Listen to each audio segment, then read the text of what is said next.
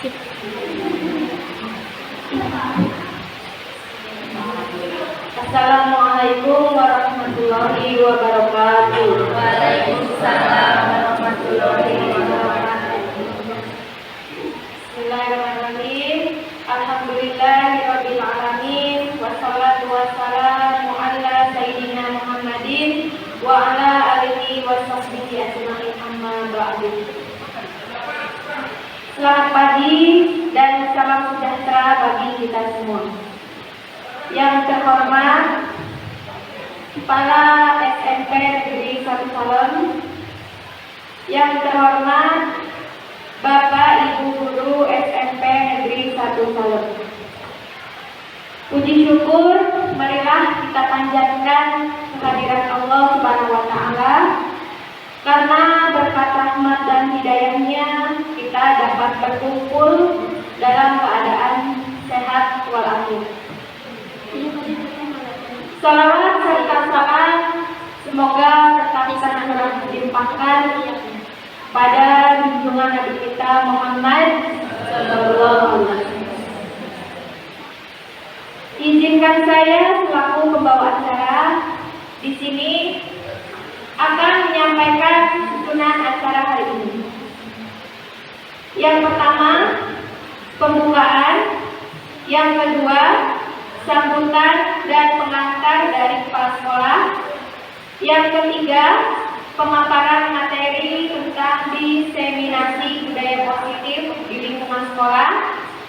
Yang keempat, tanya jawab. Dan yang kelima, yang terakhir, penutup.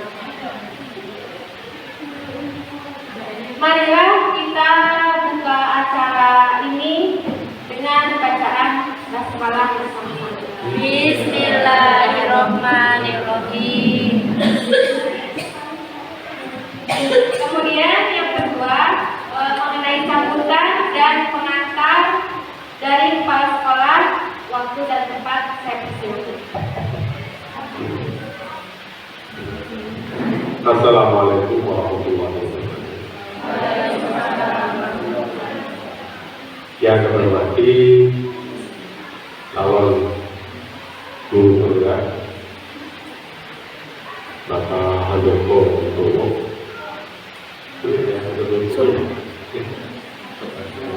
Pak Koko. Yang kami hormati Bapak Ibu Guru, tata karyawan, Bapak Ibu Guru, khususnya kelas 8 dan kelas 9 yang berbahagia. Marilah kemudian kita panjatkan puja dan puji syukur karena Allah Subhanahu wa taala yang telah memberikan kita berbagai macam kesempatan sehingga kita bisa bertemu di ruangan ini dalam rangka untuk mengikuti diseminasi budaya positif. Mudah-mudahan pertemuan kita kali ini memberikan manfaat bagi kita semua, seluruh simpan akademika di SMP Negeri 1 Salem ini. Amin. Salawat serta salam kepada Rasulullah Nabi Muhammad sallallahu alaihi wasallam beserta keluarga beliau, sahabat beliau, dan juga mudah-mudahan tercurah kepada kita dan umatnya. Amin. Bapak Ibu yang saya hormati, ini antara kedua diseminasi. Setelah kemarin kita juga turun kelas 7 khususnya mengikuti diseminasi yang sama, yaitu tentang budaya positif, cuma disampaikan oleh salah satu rekan kita, salah guru besar, yaitu Ibu Agustina Niati.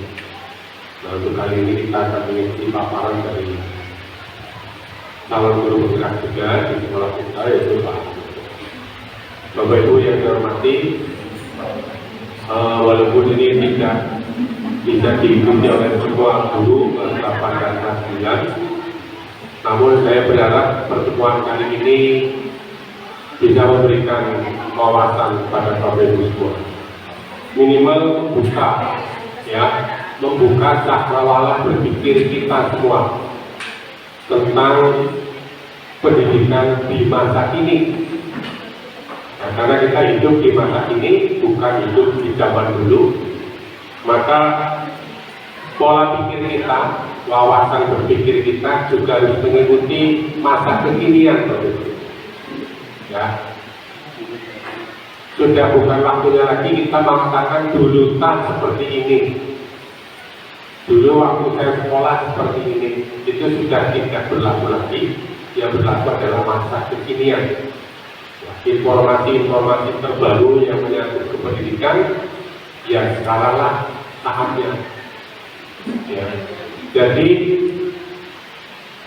pola pikir kita sebagai guru pada saat kita mendidik anak-anak kita juga harus disesuaikan dengan pola pikir yang berlaku sekarang.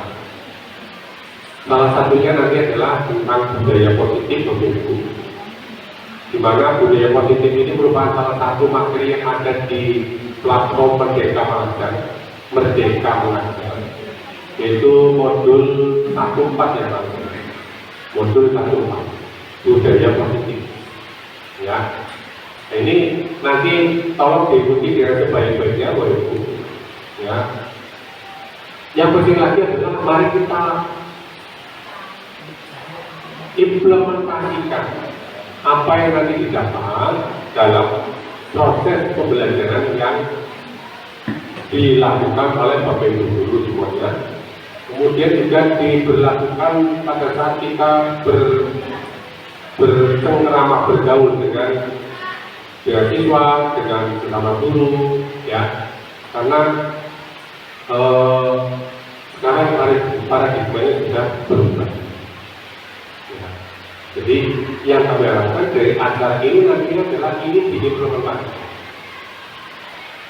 Bapak Ibu guru nanti mengimplementasikannya dalam proses pembelajaran, ya. Membuka juga cakrawala pada anak-anak didik kita. Inilah, ya, budaya positif yang harus dilaksanakan oleh anak-anak. Kita mengarah pada sekarang sedang rame-ramenya P5, ya, atau pelajar Pancasila.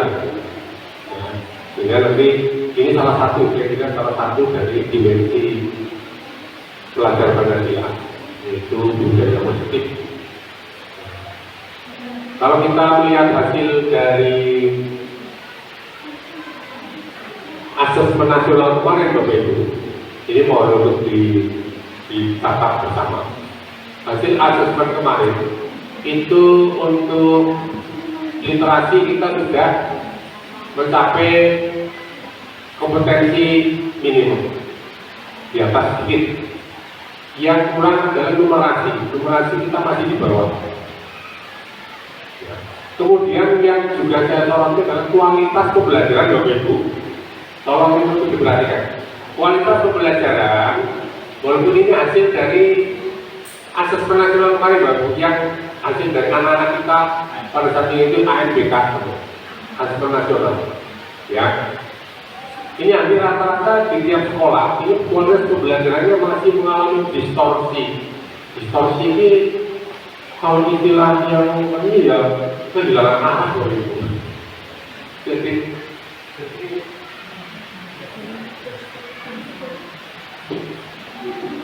iya, ibarat orang itu kehilangan arah. Jadi kita nggak tahu kita itu sedang menghadap.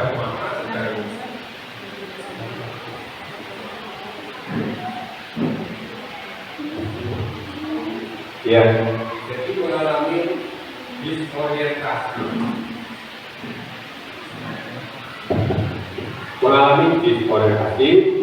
Maka ini perlu kita sikapi bersama. Nah, salah satu rekomendasi di situ adalah penguatan pada platform Merdeka Mengajar. Maka saya berkali-kali mengatakan kepada Bapak Ibu semua, ya, baik yang kelas, apalagi kelas 7, yang kelas 8, 9 pun silahkan gunakan platform Merdeka Mengajar untuk Bapak Ibu menuangkan ide kreativitasnya, inovasinya. Kemudian juga memanfaatkan platform Merdeka Mengajar untuk proses pembelajaran yang Bapak Ibu lakukan. Bapak Ibu yang hormati, di PMM itu banyak sekali contoh-contoh pembelajaran. Bapak Ibu tinggal pilih, ya. tinggal ATM ambil, tiru dan modifikasi. Kemudian nanti hasilnya Bapak Ibu upload sebagai aksi nyata. Ya. Nah, walaupun mungkin karena ini hampir sebagian besar sekolah itu kualitas pembelajarannya seperti itu, maka ada kemungkinan memang anak tidak tahu maksud pertanyaan sehingga mereka menjawabnya yang salah. Namun demikian itu menjadi pelajaran kita semua. Nah, oleh itu maka nantinya kami akan membuat atau membentuk komunitas belajar di kalangan guru, ya, untuk kita bersama-sama mengadakan refleksi, kemudian juga untuk membuka KMN, ya, agar proses pembelajaran yang berjalan di masa pendidikan tahun itu nanti benar-benar proses pembelajaran yang mengacu pada proses pembelajaran yang terbaru, yang terkini. Ya, oleh itu maka kami harapkan ini Bapak Ibu guru yang masih muda-muda. Ini masih muda semua kan ya Bapak Ibu? Iya masih muda semua, di bawah saya semua. Kecuali Bu Ekana, Bu Ekana usianya berapa? 53 masih muda, 7 tahun lagi. Ya, 7 tahun lagi itu masih panjang, masih lama. 7 kali 12 berarti 70 tambah 48 lagi, Mas. Masih panjang. Ya. Kalau saya tinggal 24 tambah 6, 38 lagi menurut saya. Insya Allah. Ya. Maka Bapak Ibu yang masih muda-muda ini tolong, ya, kami berharap ada yang lebih lagi Bu Hajah, maaf Bu ya, Bu Hajah semangatnya luar biasa Bu Hajah, ya, semangat. Tinggal berapa tahun lagi Bu Hajah? 6 apa ya? Iya, 5 tahun lagi Pak, tapi masih tetap semangat. 5 bulan lagi beliau nanti akan memasuki masa pensiun. Ya, tapi masih seger dia, masih kelihatan ya. Alhamdulillah. Ya, tadinya Bu Hajah minta supaya di backup oleh teman saya, bilang jangan Bu. Itu kalau tetap dilaksanakan belajar sehat, alhamdulillah sehat. Ya. Jadi mari kita hadapi ya anak-anak kita dengan enjoy, dengan paradigma pembelajaran yang baru, termasuk nanti materi ini materinya cukup bagus ya. Kemarin saya juga mengikuti di pada satu niat dan memaparkan ini bagus, bisa membuka cakrawala baru bagi Bapak Ibu ya. Jadi banyak ilmu yang kita dapatkan. Ini kalau kita berarti ini daging semua Bapak Ibu materinya ya. Budaya pasti itu daging semua, tidak ada tulangnya. Maka tolong diikuti dengan baik ya, sehingga nanti bisa diterapkan dalam proses pembelajaran. Ya, saya kira itu Bapak Ibu yang dihormati apa yang sudah saya sampaikan. Jadi sekali lagi saya harapkan ini nanti diimplementasikan. Jangan hanya berhenti sampai di sini, tapi yang saya harapkan adalah ini bisa diimplementasikan dalam kehidupan sehari-hari, khususnya dalam proses pembelajaran, dalam pergaulan yang ada di SMK ini satu-satu. Lebih kurangnya saya mohon maaf, dan ini nanti tolong diimplementasikan langsung di anak-anak Pak Handoko. Ini kan pas kebetulan P5-nya adalah tentang perundungan. Saya kira ini materi yang pas nanti disampaikan ke anak, cuma karena mungkin yang disampaikan ke guru agak beda dengan yang disampaikan ke guru. Nanti silakan Pak Koko dengan tim dari BK ya untuk ikut mengisi di program P5 ya. Ini bisa kita nanti dijadwalkan Pak Indi selaku yang menyusun proyeknya ya. Ini nanti Pak Koko dengan Budiam ketiga dengan Budiam Bapak sekalian semuanya aja ya, semuanya dia beda seperti 1/4 5 orang jadi 9 dibagi 5, jadi ini ada yang bukan 2 kelas, ada yang 1 kelas. Silahkan materinya disampaikan Pak di anak-anak, kemudian telah dimodifikasi ya. Jadi supaya anak-anak juga tahu seperti apa sih ide positif dalam pergaulan sehari-hari di sekolah. Saya kira itu yang bisa saya sampaikan pada kesempatan ini. Sekali lagi, selamat Bapak Koko untuk mengikuti rangkaian kegiatan CDP, dan kepada Bapak Ibu guru yang lain yang belum mendaftar, nanti silakan kalau ada pembukaan gelombang baru untuk CDP silakan diikuti ya, walaupun tentunya yang syaratnya sudah 3 tahun ya, 5 tahun, coba jadi 5 tahun, itu 3 tahun ya. Yang lebih dari 5 tahun silakan untuk mengikuti ya, mengikuti program guru penggerak ya. Ada beberapa kemudahan-kemudahan yang nanti dimiliki oleh guru penggerak. Salah satunya ini salah satu syarat untuk mengadakan sebagai kepala sekolah bagi yang mau. Yang ada yang nanti ada lagi, ini bagi yang belum sertifikasi, kalau sudah lulus guru penggerak, nanti sertifikasinya tidak usah lewat pretest, kemudian pelatihan ya Pak ya, langsung. Jadi nanti hanya tinggal mengupload materi-materi, mengupload hasil ya, kerja ya, hasil kerja dari guru penggerak ini, kemudian tinggal mengikuti tes pengetahuan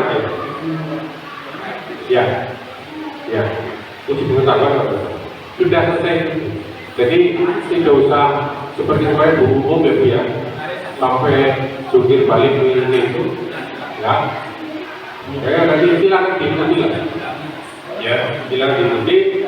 Saya berharap kalau bisa semua guru yang sebagai itu sebagai guru ya, targetnya untuk tahun 2023 ini separuh dari guru kita itu nanti semuanya sudah guru. Itu Bapak Ibu ya. Saya ini bila Sofi Kualitas. Assalamualaikum warahmatullahi wabarakatuh.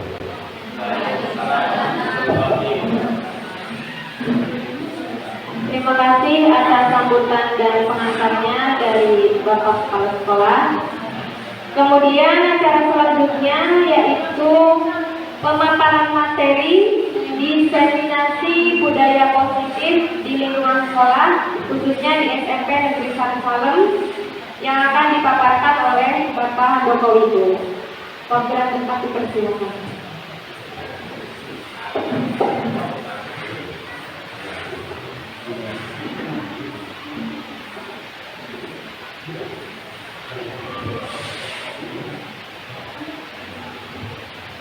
Assalamualaikum warahmatullahi wabarakatuh. Syukur alhamdulillah pada hari ini kita diberi kesempatan sehingga bisa bertatap muka di ruangan ini dalam acara kecil nanti. Bapak-bapak yang kami hormati, Ibu dan Bapak Guru dan Guru Salam yang pada hari ini berkesempatan hadir di ruangan ini. Saya mengucapkan terima kasih atas kehadirannya. Gitu. Ya.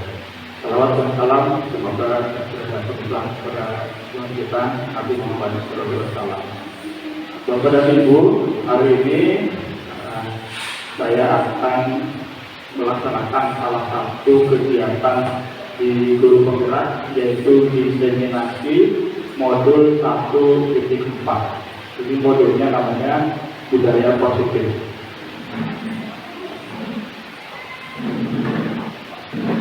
Mohon maaf, ambil berdiri ya supaya lebih enak penyampaiannya.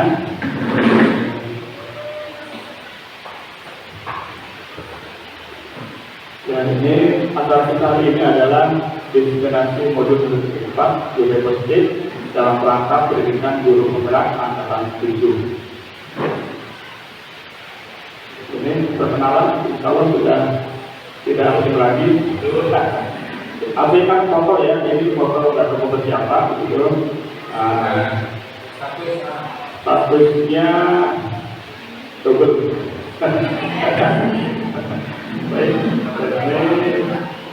kegiatan kita hari ini adalah pertama pembukaan, yang kedua adalah penyampaian tujuan, yang ketiga pemahaman inti, yang keempat eksplorasi konsep, dan yang kelima refleksi. Yang tujuannya ada 3. Yang pertama, diharapkan nanti setelah mengikuti kegiatan ini Bapak Ibu bisa memahami konsep pendidikan menurut Ki Hajar Dewantara dihubungkan dengan konsep budaya dan positif di sekolah yang tentunya berpihak kepada murid.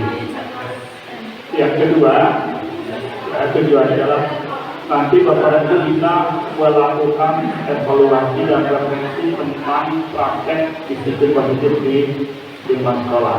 Yang ketiga adalah memahami peran Bapak Ibu sebagai guru untuk membangun budaya positif. Ini 3 tujuan ini akan kita capai pada hari ini. Nah, sebelum ke materi, ini ada 3 hal yang perlu kita tanyakan kepada diri masing-masing. Jawaban setuju atau tidak setuju nanti disimpan dalam hati. Ya, nanti di akhir antara nanti kita bisa mengambil kesimpulan berdasarkan apa yang sudah kita pahami. Pertanyaan pertama, setuju atau tidak setuju? Ternyata hukuman dapat mendisiplinkan anak. Betul nggak? Kalau hukuman itu dapat mendisiplinkan anak. Ya, pernyataan kedua, pemberian hukuman dengan hal yang positif seperti membaca atau membersihkan halaman sekolah dapat meningkatkan disiplin anak. Kedua tidak ya. Yang ketiga, memberikan penghargaan dapat meningkatkan motivasi. Setuju atau tidak? Ya, silakan jawabannya disimpan dalam hati. Nanti kita akan buka ya di akhir acara. Ya, ini kita masuk ke konsep inti ya dari filosofi pendidikan Ki Hajar Dewantara. Tentunya kita harus bisa membedakan antara pengajaran dengan pendidikan. Pengajaran itu lebih kepada memberikan ilmu, ya, sementara pendidikan lebih kepada memberikan tuntunan terhadap segala kekuatan kodrat yang dimiliki anak sehingga ia mampu mencapai keselamatan dan kebahagiaan dan setinggi-tingginya baik sebagai manusia maupun sebagai anggota masyarakat. Nah, ini konsep intinya adalah kita menuntut, yang menuntut bukan menuntut yang kebenaran. Kita menuntut ya anak kudu pintar, kudu nilainya 100, kudu pintar banget sebenarnya ya, kita kan menuntut. Tapi kalau menuntut itu ya kita memberikan kebebasan berdasarkan potensi kodrat yang dimiliki baik kodrat alam maupun kodrat zaman. Nah, anak-anak ini sebagai makhluk, sebagai manusia, dia adalah benda hidup, sehingga mereka hidup dan tumbuh menurut kodrat alam dan kodrat zamannya sendiri. Kodrat alam ini kaitannya dengan lingkungan, dia dengan bakat minat, dia dengan fisiknya sendiri dan sebagainya. Sementara kalau kodrat zaman ini, ya tentunya zaman yang sedang berlangsung saat ini. Nah, ini ada sebuah gambaran atau apa namanya ya, sebuah analogi dari Ki Hajar Dewantara tentang pendidikan, bahwa dalam mendidik ini guru dilibatkan petani yang menanam padi misal, gitu ya. Nah, ketika menanam padi dia hanya bisa menuntut tumbuhnya padi. Jadi padi itu dirawat seperti merawat padi, bukan seperti merawat kedelai dan seterusnya. Dan guru tidak dapat menuntut padi ini tumbuh menjadi kedelai. Artinya kan tidak mungkin dia melawan kodratnya. Nah, kalau di sekolah, katanya seorang anak yang hobinya olahraga, potensi olahraga itu ya, itu dituntut yang menjadi lebih maju, lebih profesional lagi dibandingkan dia diarahkan menjadi ahli matematika gitu. Itu namanya menuntut, kemudian. Nah, untuk bisa membentuk budaya positif di sekolahan, kita setidaknya perlu memahami 6 konsep ini. Ini konsepnya ada 6, ya. Dan di dalam akan kita sampaikan hari ini. Pertama disiplin positif, yang kedua didawai motivasi, ketiga kebutuhan dasar, keempat keyakinan kelas, lima posisi kontrol, dan keenam segitiga restitusi. Ya, ini cukup panjang perjalanannya ya. Nah, sebelum sampai ke sana kita bikin dulu ya, bikin supaya tidak pusing, tidak tegang gitu ya. Sebenarnya saja nanti akan saya ajukan sebuah nama negara ya. Nanti Bapak Ibu melanjutkan dengan nama negara yang diakhiri dengan huruf tersebut, gitu ya. Oke, nanti yang dapat bagian, dapat apa ya, yang mendapatkan hadiah, mohon nanti dengan spontan dijawab. Gitu ya. Karena kita orang Indonesia, ya, saya akan menunjukkan Indonesia.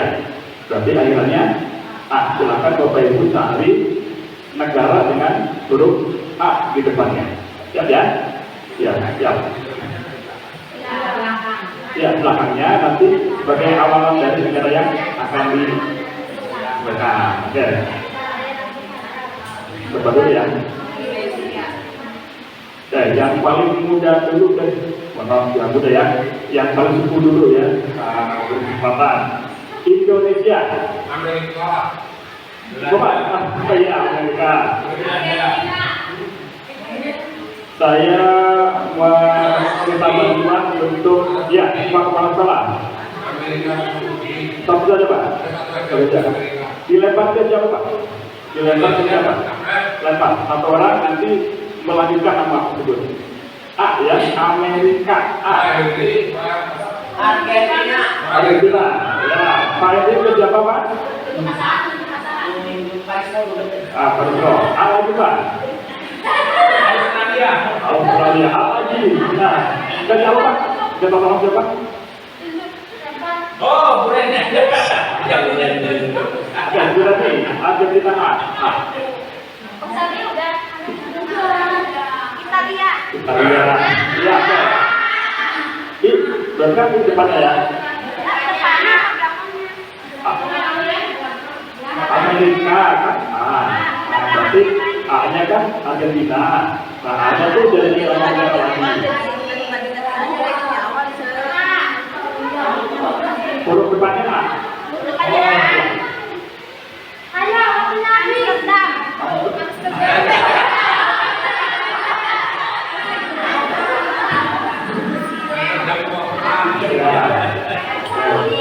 Berarti Saudi satu lagi ya, Arab Saudi dilempar ke kemudian Arab Saudi di Italia pakai ya. Oke, mau penasaran siapa lagi, satu lagi kemudian Italia kemudian Irlandia Afghanistan.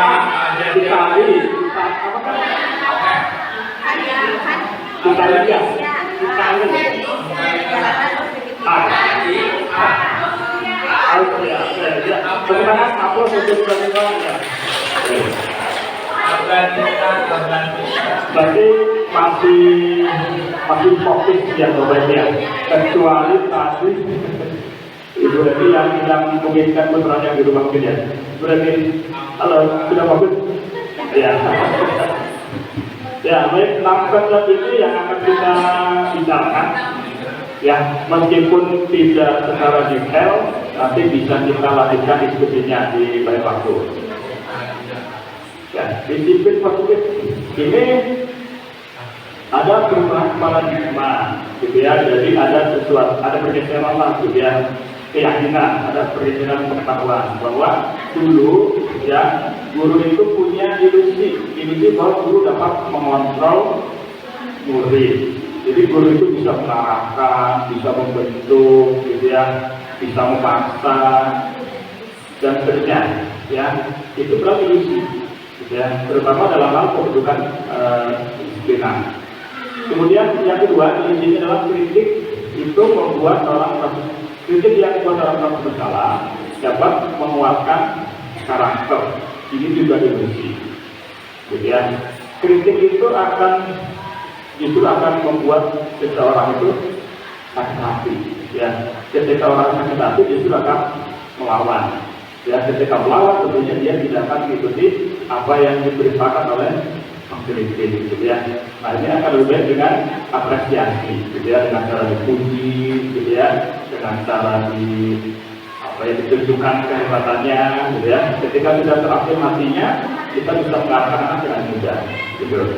Ya, jadi kalau bahasa sederhananya mas, diobo dulu, ya, diobo dulu baru kita arahkan, gitu. Yang ketiga ilusinya adalah semua penguatan positif yang efektif dalam bidang bermanfaat. Penguatan positif itu misalnya hadiah, ya, hadiah. Ketika anak reward ya, ketika anak dapat menjawab, dapat permen, dia dapat mungkin dapat pulsa dan sebagainya ya. Ya, efektifnya saat, tetapi ketika sudah jenuh tidak efektif lagi. Kemudian yang ketiga, yang keempat, ilusinya adalah orang dewasa ini memiliki hak untuk memaksa. Padahal tidak. Kita orang tua saja tidak bisa memaksa anak untuk menjadi seseorang yang kita inginkan. Biarkan anak memilih yang sesuai dengan bakat minatnya. Itu ilusinya. Nanti ada perubahan paradigma dari sebelum transfer ke teori kontrol atau pilihan. Jadi ada pergeseran keyakinan bahwa dulu itu sebelum transfer itu seperti robot, ya, seperti mobil, seperti barang. Ketika mobil rusak, bawa ke bengkel, diperbaiki, selesai. Tetap terus transport. Ketika robot diprogram, ya, selesai, ya, mengikuti aturan yang membuat program. Sementara di sini manusia tidak mungkin seperti itu, gitu ya. Diperbaiki langsung sehat, gitu ya, langsung sembuh, langsung baik, gitu seperti itu. Jadi mereka punya pilihan, gitu ya.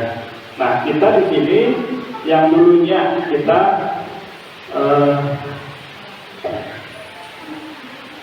bisa mengubah orang agar berpandangan kepada kita. Sekarang kembali bahwa kita ini harus mengubah pandangan kita terhadap dunia. Jadi kita harus bisa menyesuaikan diri terhadap kaki. Ya, ini ada waktu 1, 2, 3, 4, 6 ya, ada 6. Yang terakhir model berpikir kita harus berubah menjadi menang-menang, gitu ya. Ketika kita membuat orang gembira, orang berhasil, kita berhasil sebetulnya ya. Kita sukses sebagai manusia, mengatakan orang berhasil. Nah, kalau berpikirnya menang kalah, kalau kita hebat itu harus merendahkan orang. Ketika kalau kita hebat itu harus menjatuhkan orang. Kalau kita hebat itu harus mengucilkan orang, tidak begitu. Karena harus berpikir menang-menang, ya. Bisa dicoba sekarang ada permainan namanya tinju jempol. Bapak Ibu yang bersebelah silakan tinju jempol. Tinju jempol. Ini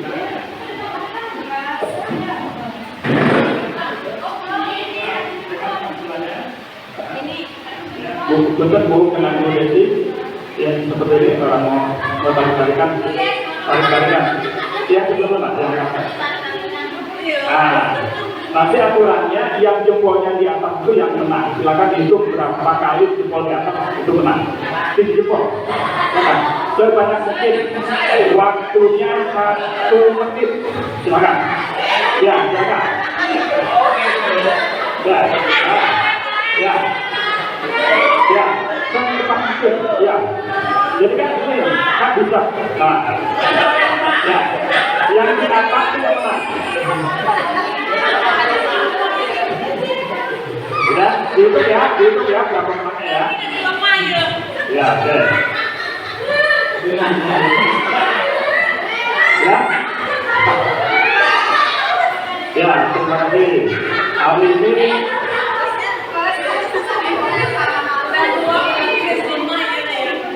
olahraganya 7 jempol. Bu ini dapat berapa? 2, Bu Rina? 0.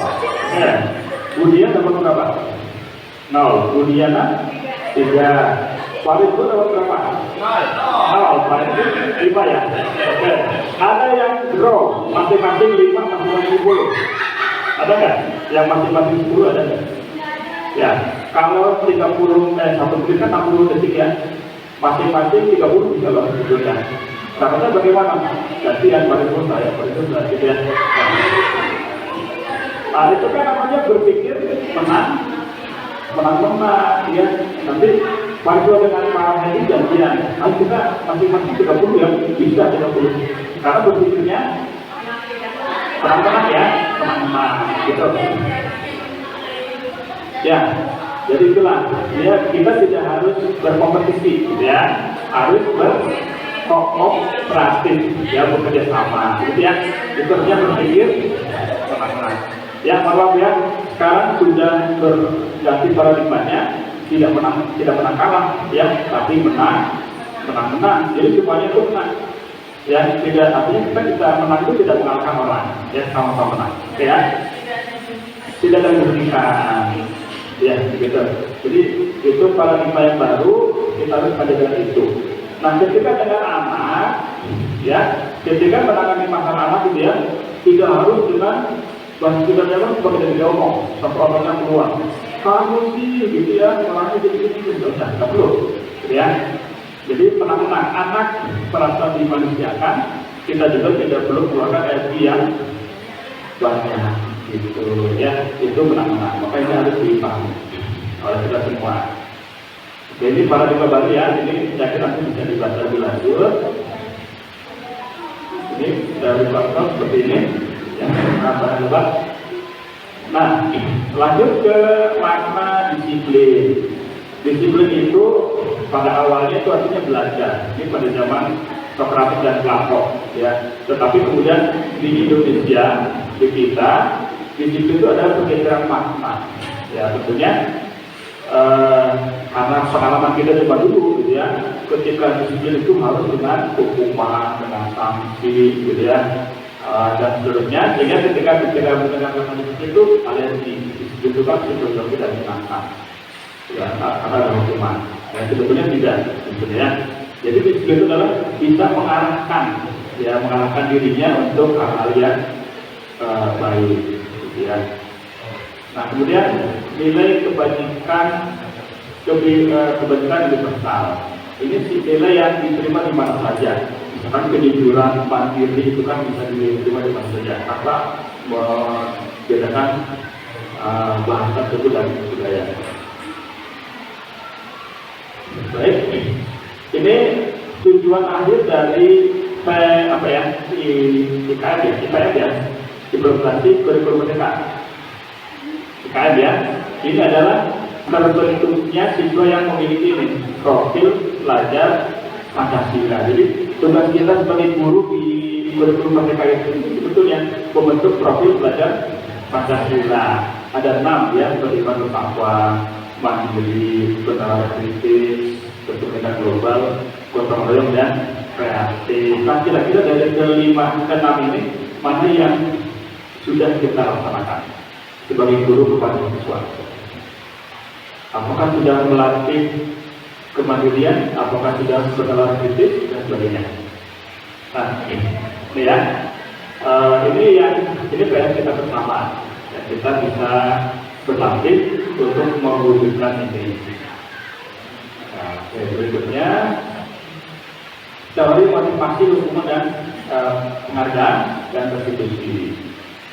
Ini tema kedua kita lebih lembut ya, supaya kita bisa praktek tentang keyakinan Tuhan. Teori motivasi bahwa ternyata, gitu ya, manusia itu memiliki 3 motif ketika berperilaku. Motifnya bisa digabungkan ya, bisa dikelompokkan menjadi 2, eksternal dan internal. Kira-kira yang kuat yang mana motivasinya? Yang eksternal ya, oke, yang ini. Nah, yang eksternal, motif yang paling apa sih ya? Kalau bahasa sebenarnya motif yang paling dangkal, paling rendah, paling lemah, gitu ya. Itu adalah motif menghindari hukuman. Menghindari hukuman, gitu ya. Orang itu cenderung dia sebagai hukum, gitu ya. Sehingga timbul kepura-puraan. Ya, kalaupun berbuat salah, nanti akan berbohong. Kebetulan dengan nyaman, gitu ya. Nah itu jadi motivasi ini menghindari hukuman. Pijitannya itu karena menghindari hukuman. Ya, jadi ketika baru sampai di sini kan bertanya, ketika saya salah apa ya hukumannya ya? Nah gitu ya. Kemudian motif yang lebih bagus lagi yang kedua, yaitu motif untuk mendapatkan imbalan dari orang lain ya atau institusi. Jadi kalau anak belajar motifnya supaya dapat ranking, nah berarti motifnya yang kedua. Mungkin awalnya dia disarankan ke Bapak Ibu apalagi meningkat menjadi ingin ranking, gitu ya. Ini motif yang kedua. Nah motif yang paling kuat adalah untuk menghargai diri sendiri. Jadi dia sudah tidak takut disarankan, dia tidak peduli dengan ranking, tetapi karena dia ingin dirinya itu hebat karena dia punya keyakinan bahwa ketika saya jadi orang yang hidup itu adalah kita menghargai diri kita sendiri, menghargai orang juga gitu. Itu yang berkuat. Nah harapannya nanti kita bisa membentuk ini, jadi menghargai diri sendiri itu harapannya. Lanjut ke nah ini hukuman dan penghargaan ya, ternyata penghargaan itu tidak selalu efektif bermanfaat untuk membentuk disiplin. Nah ternyata ada jangka panjangnya ketika orang yang senantiasa berharap atas penghargaan itu ya tidak menyadari motifnya dia apa. Misalkan ya, saya pribadi gini, datang ke sekolah itu supaya tidak ditegur sekolah-sekolah. Saya pribadi katakan ya, sudah berapa pagi terus dia, apa yang itu saja motifnya. Nah, lama-lama saya nggak punya orientasi gitu ya. Saya buat apa sudah datang ke sekolah pagi-pagi hanya untuk tidak ditegur sekolah, gitu ya. Jadi tidak menyadari motifnya apa yang sebetulnya. Ya sudah penghargaan tidak efektif. Nah, ini ketika kita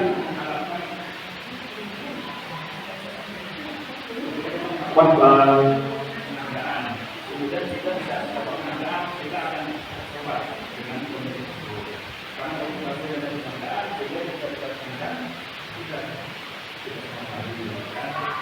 artinya penghargaan tidak efektif. Dan seterusnya, nah ini yang perlu kita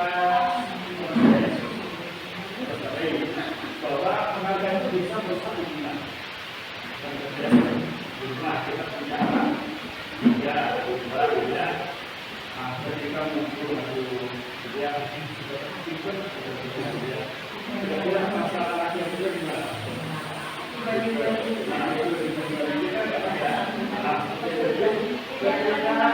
kita lupa memberi pada di waktu nanti belum bersebelah ya situ yang kita sudah lalu tidak maksudnya ya tidak sejarah bersama karena sini dari budaya dengan mereka juga mereka rasa itu ya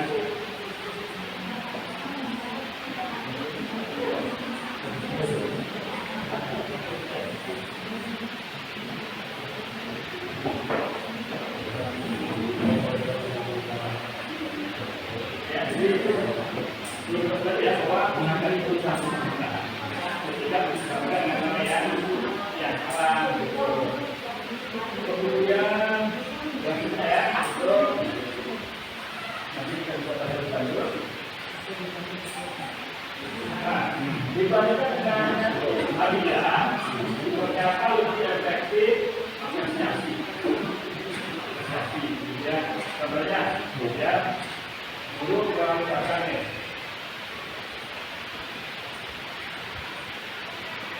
kemudian buka kemarin saya perhatikan, ya, rasa tadi itu sekali pada saat menolong pribadi di kelas kita tapi diberikan dengan hadiah kepada siswa yang kemarin baru temannya. Kita kasih menghargai usahanya. Dan lebih efektif. Kemudian saya menghargai kepribadianmu pada saat kamu menjalani kelas di 19 kelompok. Ini sudah efektif dengan hadiah. Ya, terima kasih untuk di masalah Jawabu pada saat kamu memenuhi pertanyaan yang disediakan di pantai. Jadi ucapan saja itu bisa diambil dari harga. Ya, terima kasih, maaf dan tolong itu sebetulnya ingat nanti.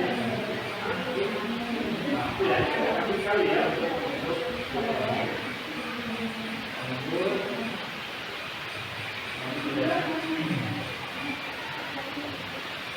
nah ini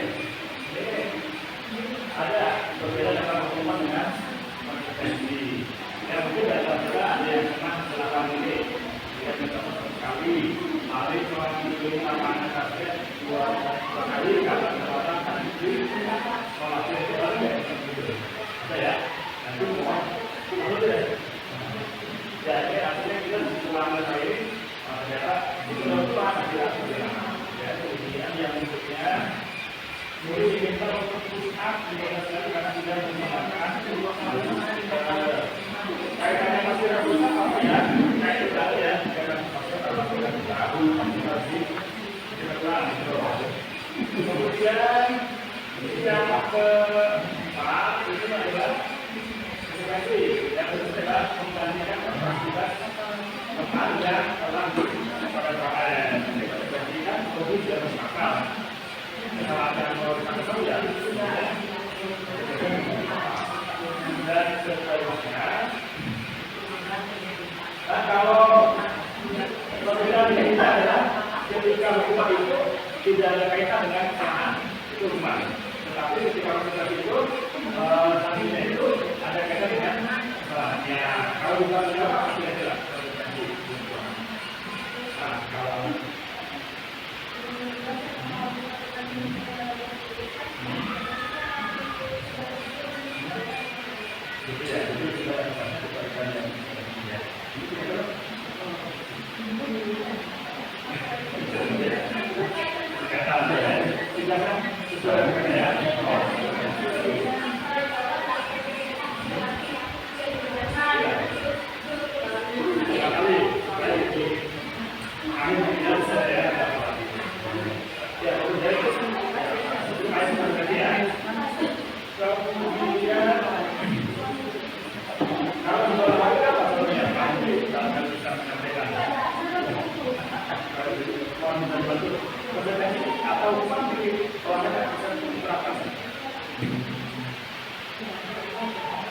bisa jadi ada terlambat, tidak pemanasan, di ruangan, buka itu juga dan misalnya yang cepat ada ruangan.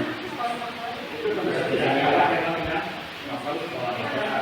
Dan kecuali pakai kalau ini anak berapa olahraga itu dijadikan bukan ya akan kalau telat kemudian menyanyikan lagu kemana ke sana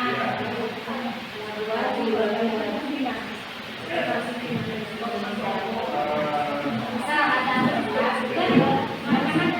tidak jadi kalau kata-kata sudah lama ibaratnya kita mengajar wajib misalnya supaya berapa ya bisa menerima bahkan putusan yang belakang ini bukan cuma konsekuensi selama sebelum ada hukuman yang anak tidak diberikan dalam itu ya tapi tidak belakang itu supaya anak tidak dan sebelumnya karena ini kan apalagi kalau sudah sekarang misalnya sekolahnya anak sudah berlambat gitu ya nanti kalau sudah berlambat kalau sudah berlambat gitu ya jadi anak yang memberikan apa ya dia gitu ya, ya. Ini ada masalah yang dikatakan saya bilang butuhkan yang bisa dibuat. Nah, alhamdulillah ketika yang ya, kalau banyak minta itu karena sudah ada. Konsekuensi itu diberikan kepada banyak orang atau gimana baik pesan tadi kan kalau misalnya kita menyuruh beridentik ke lingkungan, tapi kalau kita memberikan ke teman-teman sebayanya ya tutor sebaya itu lebih ke Ketika konsekuensi itu ada kaitan antara kesalahan, ya, dengan apa yang kita tugaskan karena konsekuensi. Ketika ke pembunuhan, kita ke ya, nanti ketika tidak ada kaitannya, ya kita untuk usulnya kita bedakan. Tapi kalau misalkan sudah ada kesalahan, kalau terlama harus menghubungi masa individual, silakan. Kita sudah menghasilkan. Ya, sudah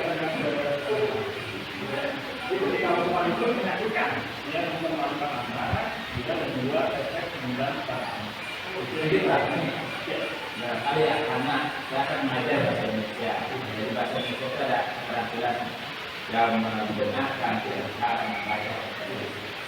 Biasanya saya kalau ada anak yang terlambat, itu saya itu memberikan hukuman atau konsekuensi. Masalahnya gini kan, kadang-kadang saya itu malah berpikir, nah anak ini justru punya kesempatan untuk berbicara lebih awal.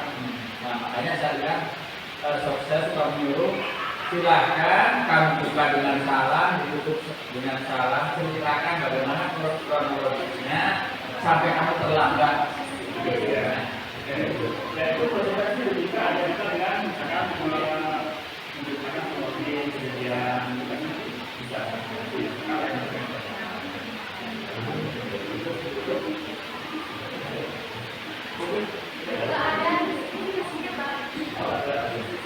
Tadi saya lihat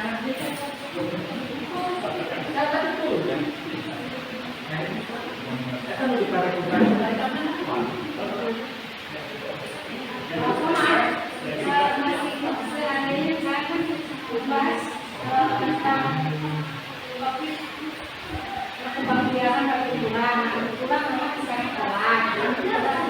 Bagaimana misalkan sudah kamu pertemuan berikutnya telat, kamu membawa misalkan di depan kebahagiaan secara alami juga misalkan ini gimana Pak?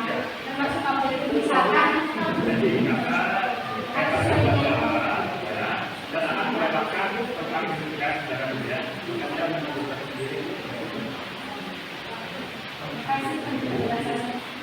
ya, terima kasih. Mohon mungkin saja ada gangguan teknis. Jadi konsekuensi itu berkaitan erat dengan apa yang dia lakukan, dengan pelajaran yang sedang dia hadapi, yang dia tempuh, gitu ya. Ketika tidak ada konsekuensi, tidak ada kaitan, itu bisa dikatakan sebagai hukuman. Apalagi kok niatnya, maaf ya, niatnya untuk membuat anak kapok, membuat anak jerah, tidak jerah, ya. Tapi yang itu adalah menyadari kesalahannya, ya, itu yang kita lakukan. Lanjut, mainin, oke?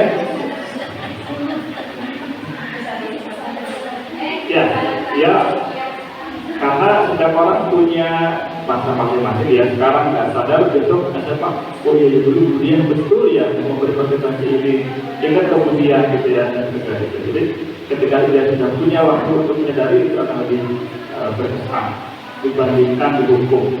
Kalau dihukum itu kesannya negatif ya, kita sampai kapanpun. Sekarang dihukum Pak ini, suruh ini, gitu ya. Ketika di dalam emosinya meningkat, ya mungkin gurunya dibantuin motor. Jadi kan gitu ya. Ini perbedaan hukuman dengan konsekuensi, ya. Sesuatu yang terjadi hukuman. Konsekuensi sesuatu harus terjadi. Kemudian membuat anak sakit ya, sakit secara fisik maupun hati dalam waktu yang lama. Ya, kalau masalah itu hanya sesaat, setelah itu ya sudah, ya tidak ada dendam, bersifat paksaan dan seterusnya. Nah, yang poin penting adalah anak merasa dipermalukan, merasa tidak dihargai. Ini hukuman. Sementara konsekuensi anak akan dibuat tidak nyaman dan diasinkan, tetapi hanya sementara waktu. Itu bedanya. Nah, lanjut. Nah, ini poin ketiga adalah kebutuhan dasar manusia dan dunia berkualitas. Nah, kalau kita kelompokkan, ini menurut William Glasser, bahwa kebutuhan manusia itu sebetulnya ada 5 kelompok besar. Yang pertama yang paling utama adalah survival, gitu ya. Ini untuk bertahan hidup. Jadi ketika ada anak mengambil makanan temannya, gitu ya. Kita tidak vonis kamu itu punya bakat apa ya? Mencuri, gitu ya. Kamu itu punya bakat kriminal. Kita langsung menghakimi, gitu ya. Itu belum tentu apa yang kita duga itu betul. Ya, kita telusuri. Kenapa anak kok mencari mengambil makanan temannya? Kita ngobrol dengan anak. Tadi saya belum sarapan, gitu ya.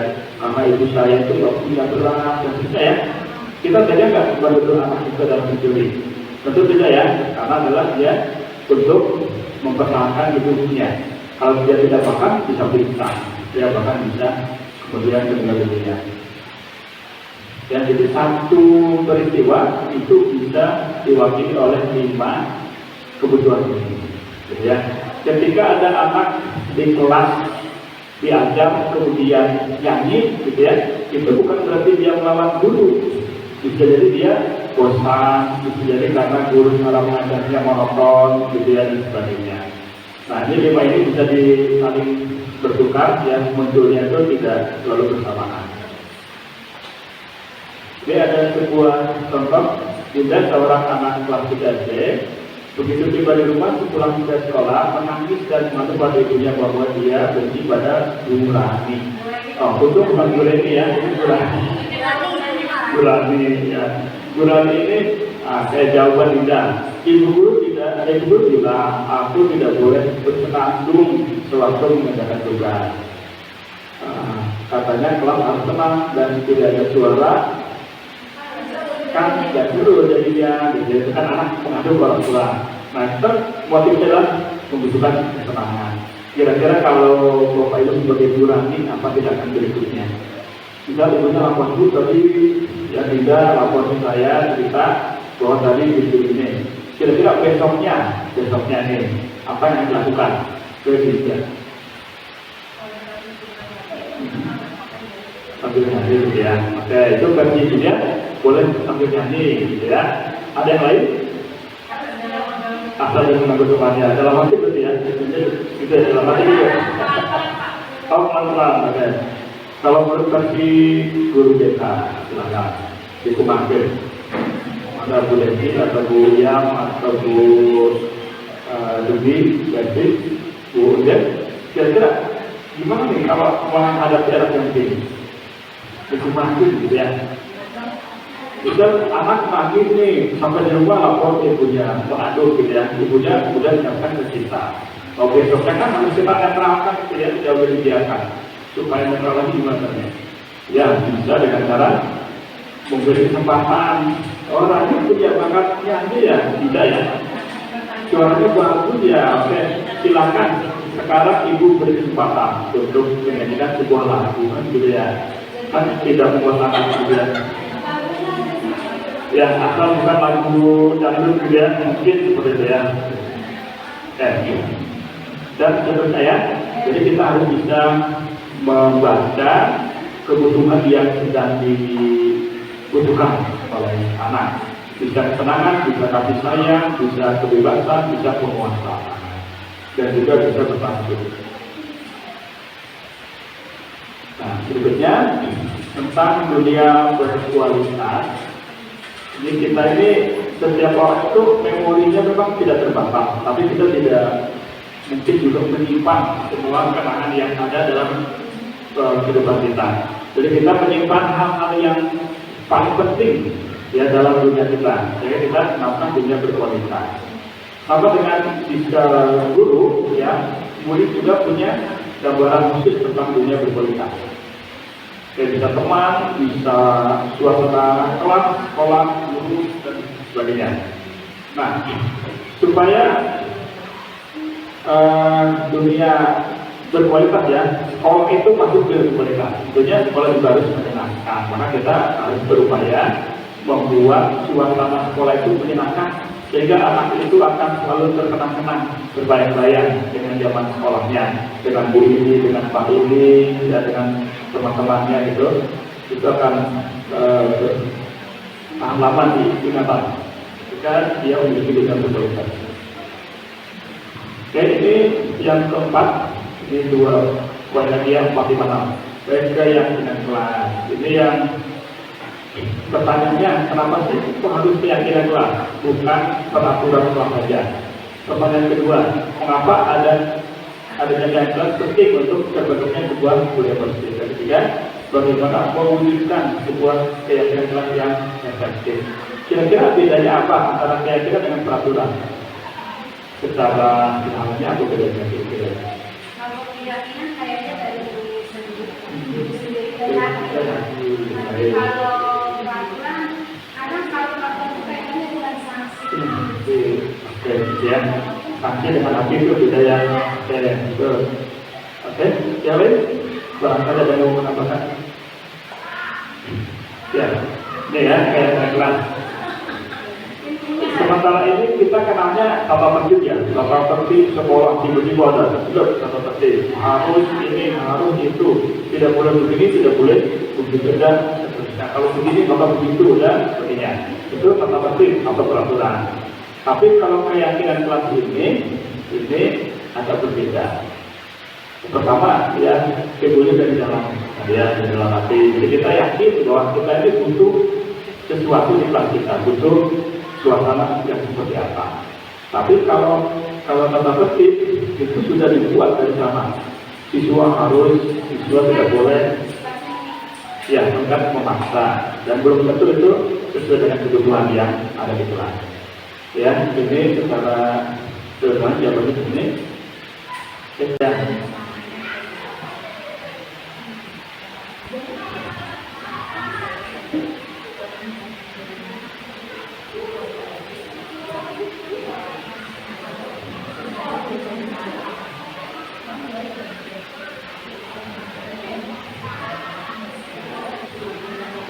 Jadi keyakinan itu bersifat lebih abstrak dibandingkan peraturan kelas.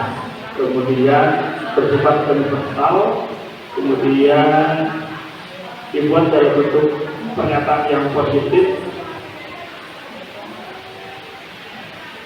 Kemudian warga sekolah, warga kelas ini ikut berkontribusi dan bersedia untuk meninjau kembali. Jadi keyakinan itu bisa dirubah ketika sudah tidak relevan, bisa dirubah.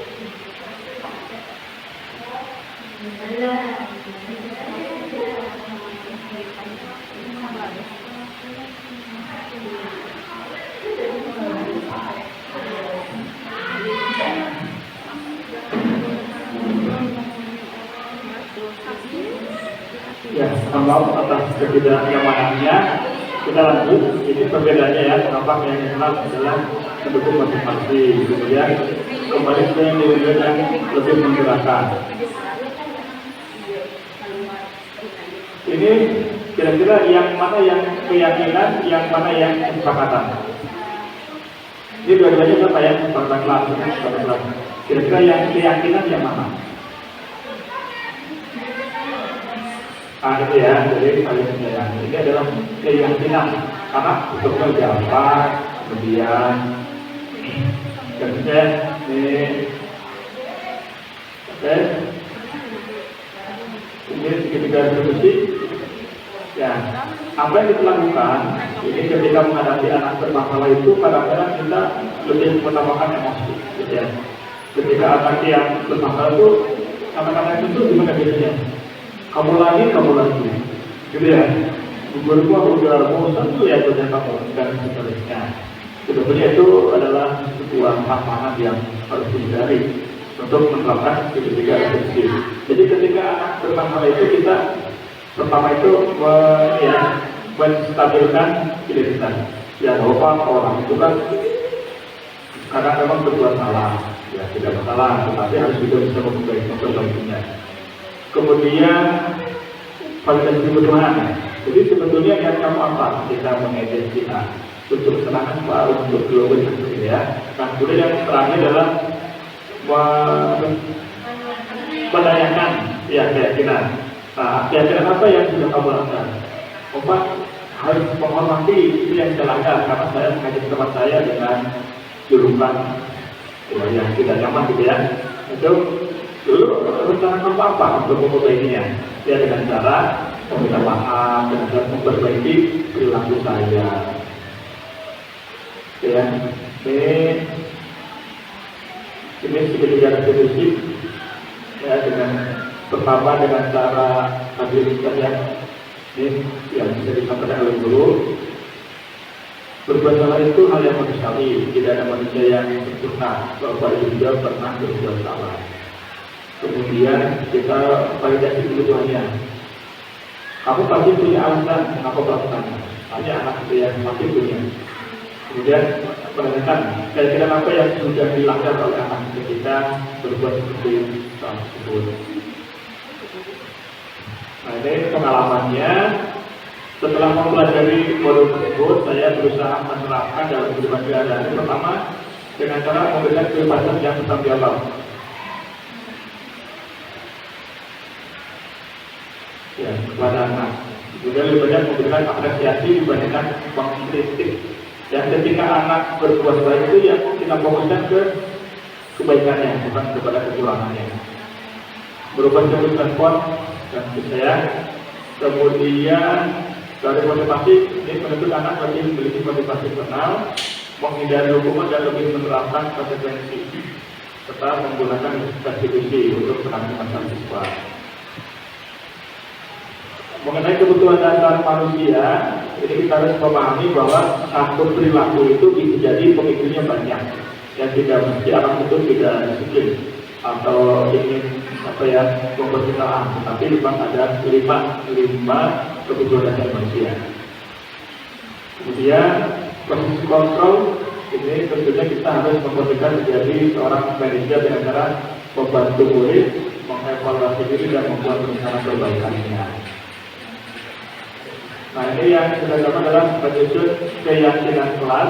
Ini kebetulan kelasnya di kelas 7A ya.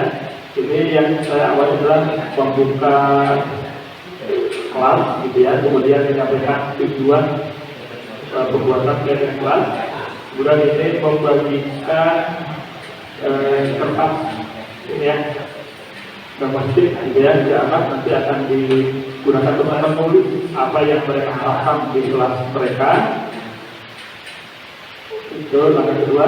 Yang ketiga anak menulis, kemudian menempelkan di papan masing-masing tujuan ya satu sampai kemudian semua siswa menempelkan di papan. Setelah terkumpul semua kita pilah-pilah, kelompokkan pernyataan yang sama dijadikan satu ke bawah. Seperti ini ada 1, 2, 3, 4, 5. Kalau pernyataannya mirip bisa digabung, bisa dijadikan satu. Nah setelah kemudian tersortir kita bisa menuliskan ya apa namanya keyakinan kelas apa bentuknya yang lebih abstrak, rasa hormat, kemudian peduli hukum dan lingkungan, disiplin dan menghargai waktu. Ini kebutuhan di kelas 7A. Sebetulnya bisa berbeda di kelas 7 yang lain, tidak sama, tidak harus sama. Selanjutnya, kita juga bisa meminta anak untuk menuliskan dari papan ini ke kertas, gitu ya. Ini sebetulnya bisa berupa poster, banner dan sebagainya, tergantung kreativitas kita. Tapi saya lebih suka yang otentik, jadi anak merasa dilibatkan untuk menyusun ini. Ya, kita meminta salah satu orang yang dianggap tulisannya rapi, gitu ya, yang bisa dibaca. Dituliskan, kemudian setelah itu anak tanda tangan. Ini Pak Ibu ini berapa? Kenapa ya Pak? Nah, ini tanda tangan bahwa dia sudah menyatakan itu dan siap ya untuk melaksanakan tanda tangan. Gitu. Ya semuanya ada tanda tangan. Nah setelah tanda tangan sudah kita tempel di titik yang kira-kira sudah dilihat. Nah ini hasilnya seperti ini. Mohon maaf ini tidak maksimal, gitu ya. Bukan yang terbaik, tetapi inilah yang ada. Gitu. Nah, untuk mengingat ini boleh ditempel kertas yang tadi dibuat oleh siswa. Kemudian kita kemudian ada tanda tangan seperti itu. Ini sedikit dari diskusi. Nah ini bisa dilihat di YouTube ini. Kurang lebih 7 menitan durasinya. Nah, ini tampilan YouTube-nya.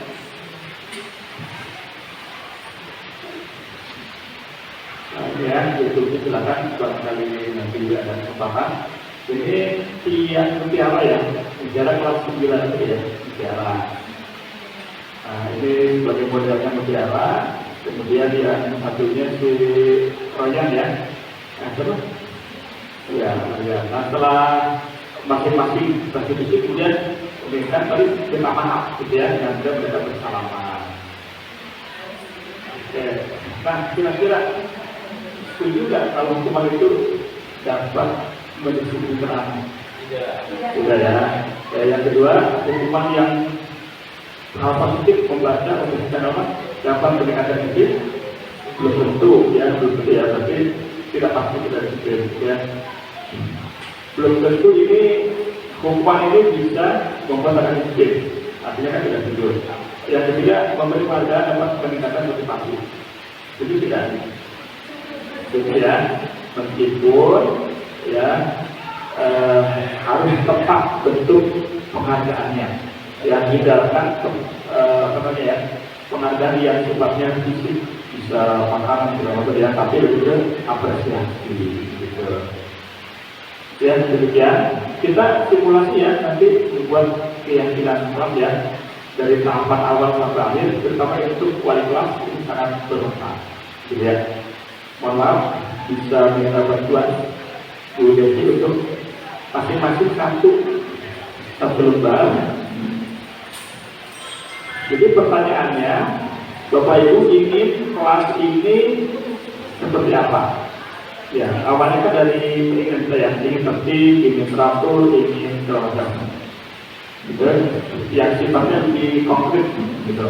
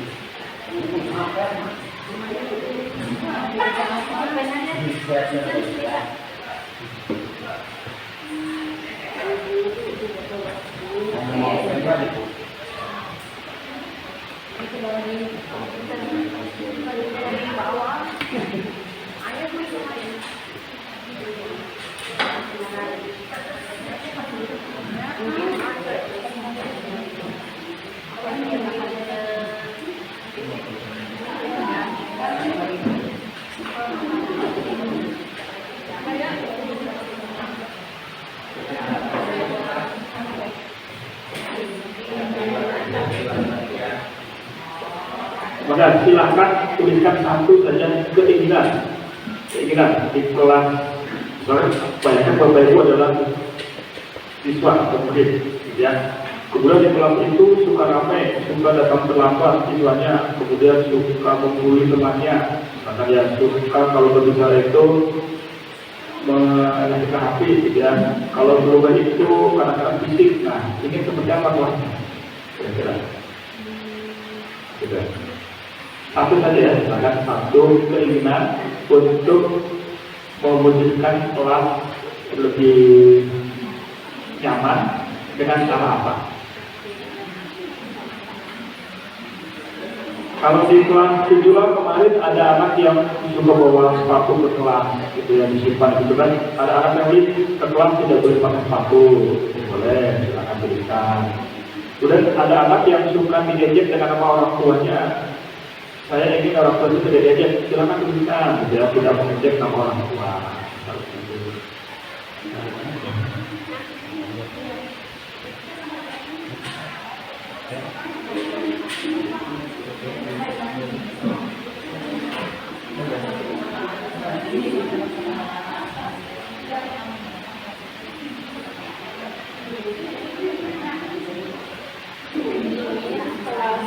Masing-masing satu saja ya, cukup ya, cukup satu.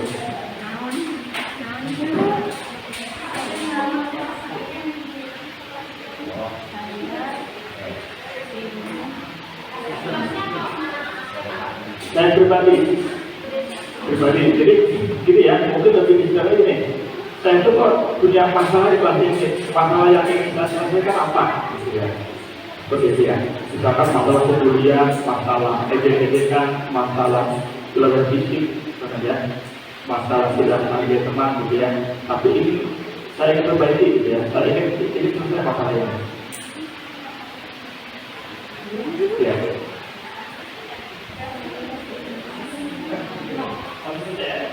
Cukup satu, maka kalau sudah silakan bisa ditempel di sebelah sini. Terus silakan.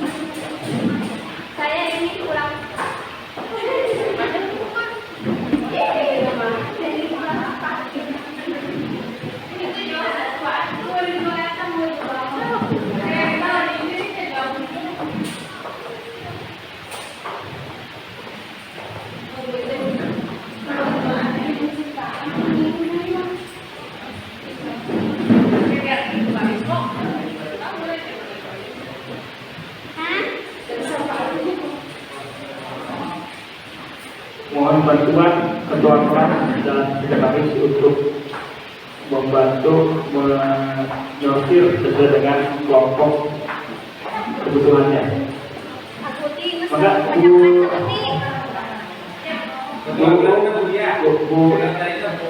dengan kuliah, kebetulan, enggak.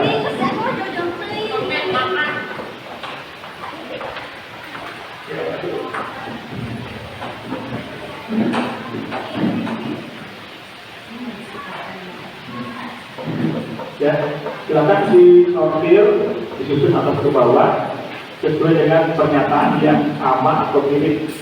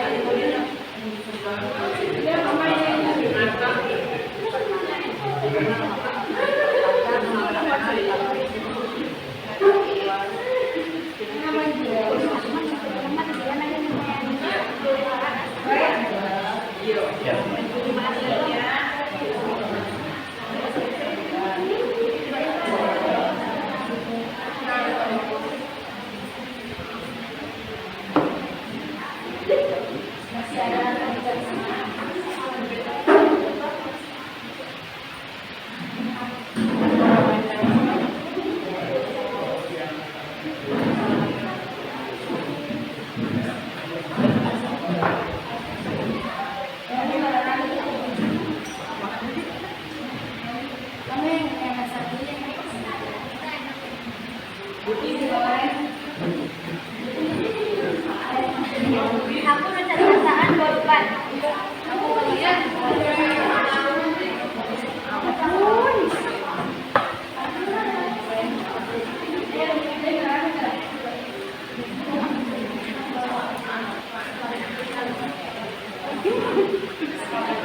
Pencancan ini lebih beres. Dari apa yang ditulis oleh Mahasiswa itu, masalah yang paling banyak itu adalah masalah kesopanan, kepedulian, suasana kelas yang kondusif, keinginan untuk kelas itu menjadi tertib, kemudian kebersihan kelas, termasuk di dalamnya kedisiplinan dalam menjaga kebersihan kelas. Untuk kelompok yang kedua itu keinginannya adalah kelas ini selalu bersih dari sampah dan anak itu jangan memakai sepatu ke kelas dan kelas selalu dalam keadaan bersih.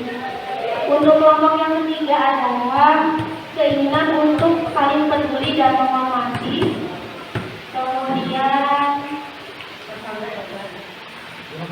jadi antara guru dan siswa itu ada saling menghormati. Kemudian menghargai teman yang sedang belajar dengan tidak berbicara terlalu keras di dalam kelas. Kemudian tidak ada anak yang saling ejek atau menyebut nama orang tua di dalam kelas. Kemudian juga menjaga etika terhadap guru, menghormati guru ketika sedang menjelaskan materi. Kemudian ada lagi kita saling memberitahu satu sama lain, juga saling memaafkan dengan mungkin dengan salah. Ini karena yang membuatnya jadi mungkin siswa itu harus saling peduli dengan mereka yang lain, saling memaafkan sehingga kelas menjadi lebih nyaman. Kemudian berkomitmen untuk bekerja sama serta menghargai dan membantu satu sama lain. Jadi yang paling banyak itu adalah yang peduli dengan teman-temannya.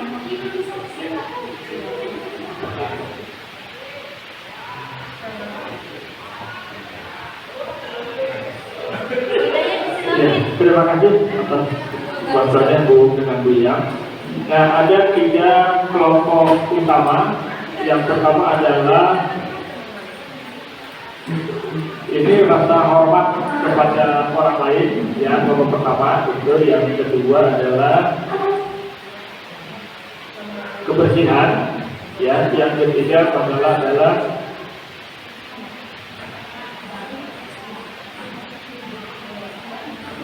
ya, kedisiplinan belajar. Jadi dari ketiganya kita bisa kelompokkan.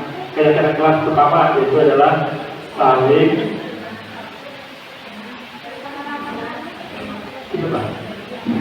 menghormati, ya. Saling menghormati. Ya, jadi kelas ini ya memiliki keyakinan harus saling menghormati satu sama lain. Yang kedua, harus mencintai lingkungan. Yang ketiga, ya, disiplin dalam belajar. Nah, itu kebutuhan kelas ini, ya, belum tentu sama di kelas lain. Seperti itulah bagaimana kita membentuk keyakinan kelas.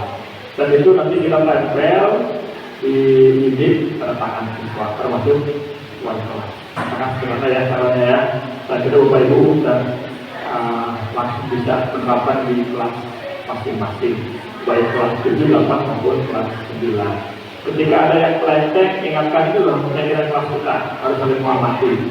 Itu loh kita yang yakin harus menjaga kebersihan dan kebersihan. Karena mereka mau yang membuat, tentunya mereka lebih punya rasa tanggung jawab terhadap peraturan tersebut dibandingkan dengan kita yang membuat dulu. Ya, yang demikian apa yang saya sampaikan. Ya, mohon maaf atas kekurangan, atas ketidaknyamanan dalam penyampaian. Barangkali kurang jelas atau perlu diskusikan lebih lanjut, maka kita buat kesempatan di lain waktu. Gitu. Maaf ya atas kekurangannya dan terima kasih atas partisipasinya. Sekian, assalamualaikum warahmatullahi wabarakatuh. Waalaikumsalam.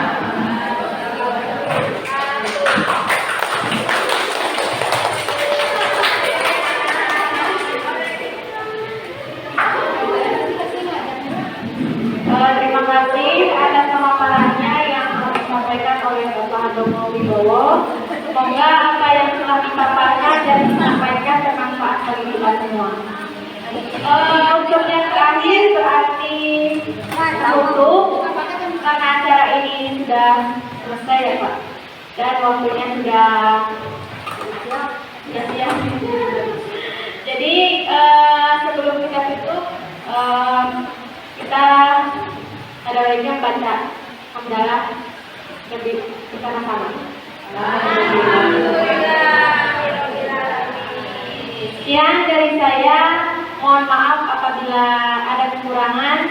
Assalamualaikum warahmatullahi wabarakatuh. Waalaikumsalam.